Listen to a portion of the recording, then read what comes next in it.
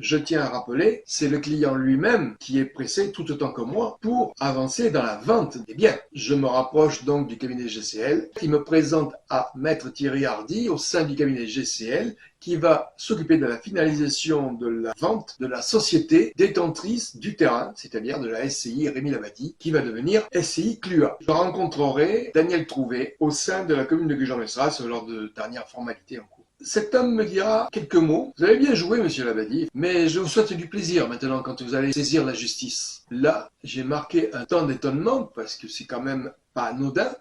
Cela veut donc dire que tout est prémédité dans ce que je vais vivre ultérieurement dans mes dossiers juridiques. C'est-à-dire que tous les dénis de justice, les abus de pouvoir, les raquettes, les escroqueries en bande organisée étaient prémédités à l'avance. Cet homme, à lui seul, Daniel Trouvé, détient le pouvoir de donner le sens qu'il veut à la justice française. Et après, on se pose la question, d'où vient la dictature? Le notaire déclarera 12 174 € à sa caisse des dépôts. Il restituera également les dépôts de garantie à mon client. Or, les dépôts de garantie sont censés protéger le vendeur. Les sous-seins privés cumulent des dépôts de garantie à hauteur de 34 000 €. Je réussirai à récupérer une lettre du notaire à sa chambre des notaires dans laquelle il écrit « Oui, j'en viens à ma seule erreur. J'ai omis de rectifier les sous-seins privés en conséquence. » Ce qui veut bien dire que les sous-seins privés notifient 34 000 € de dépôt de garantie. Et sincèrement, il y a 3 signataires, c'est-à-dire le notaire, moi et l'acquéreur, M. Clua. Vous pensez sincèrement que les 3 personnes ont pu faire la même erreur en même temps pour des sous-seins privés à hauteur de 34 000 € contre 12 000 €? En suivant, je porte plainte contre le notaire auprès du procureur de Pau. Celui-ci ne trouvera rien à redire dans les agissements du notaire. Je me suis rapproché de la chambre notariale de Pau et celle-ci ne trouve rien à reprocher dans les agissements du dit notaire. La mairie de Gujan-Mestras a laissé perdurer l'assignation qu'elle a lancée le 10 décembre 2002, alors que le solde du terrain a été effectif et j'en ai reçu quittance le 31 décembre 2002.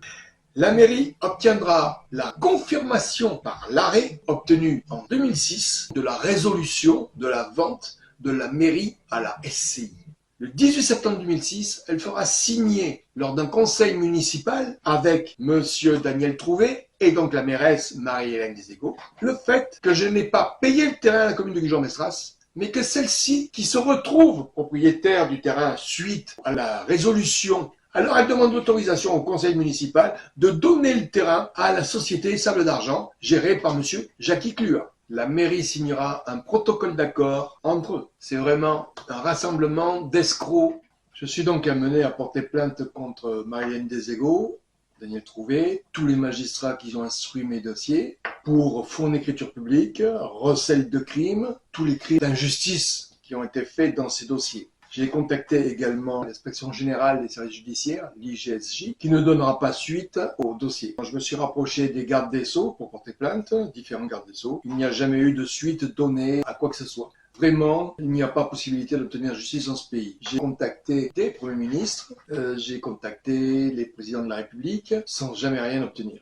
L'article 40 du Code pénal définit: le procureur de la République reçoit toutes les plaintes et les dénonciations et il apprécie la suite à en donner. Par ailleurs, toute autorité constituée, tout officier public ou fonctionnaire qui acquiert dans l'exercice de ses fonctions la connaissance d'un crime ou d'un délit est tenu de se rapprocher immédiatement de son procureur de la République et de lui transmettre tous les renseignements, les actes et procès-verbaux qui y sont relatifs.